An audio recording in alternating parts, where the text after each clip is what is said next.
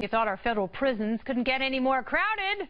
They already are overcrowded. Attorney General Jeff Sessions has told prosecutors to pursue the most serious charges possible against criminal suspects. The move will not only send more criminals to jail, but it will do so for longer terms by triggering mandatory minimum sentences. It's an explicit reversal of Eric Holder's sentencing policy that focused on not incarcerating people who committed low-level, nonviolent crimes. Sessions says it's a key part of Donald Trump's promise to keep America safe. But is overbooking our prison system like a United flight really helping anyone? Let me ask Fox News senior judicial analyst Judge Andrew Napolitano returns. So, obviously, those of us who have been talking about criminal justice for the better part of the last 2 decades, we see this is going in the wrong direction, and there are better ways to support and focus law enforcement. This is an example of too much power in the hands of prosecutors. When the Attorney General tells the prosecutors in the field, so to speak, you will always charge the most you can, the highest charge, the charges that carry the maximum penalty, that will produce either more jury trials, thus slowing down the system, because defense lawyers and defendants simply will not tolerate pleading guilty to that, or it will result in people pleading guilty to a higher level of crime than they really committed in order to avoid the minimum mandatory. Both of these will have a negative effect on the judicial system, on the penal system, and none of this keeps us safer. The type of people, and I say this as a friend of Attorney General Sessions, the type of people he has asked U.S. attorneys to go after include people that did not harm anyone. Kennedy, for 600 years, the definition of the word crime had the word harm in it.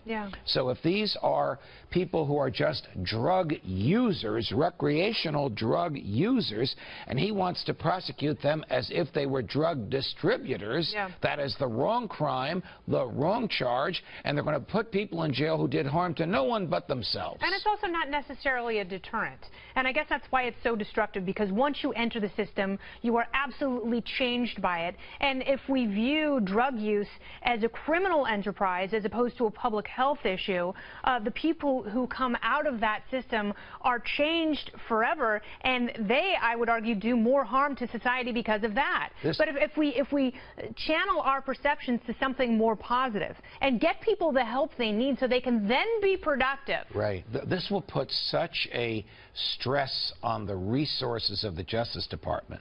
It will frustrate federal agents who are sick and tired of investigating low-level personal recreational use drug cases, who have far more important things to do. So instead of looking at people who might harm national security, instead of looking at a bank robber, instead of trying to find somebody like these cyber criminals that are terrifying the rest of us today, they're going to go after somebody using marijuana in his basement. That's just an inappropriate use of federal resources. It is what Donald Trump promised, but I was hoping that wiser heads or heads more knowledgeable about the criminal justice system would change his mind on this. And I'll say this, Barack Obama and Eric Holder had a far more enlightened and effective view of the use of criminal justice resources than this one that has just been announced. It took some time to get there, and if there's one thing positive I can say about the administration, it is that which is actually a bipartisan effort. And a lot of the evolution was aided by people like Senator Rand Paul, who realized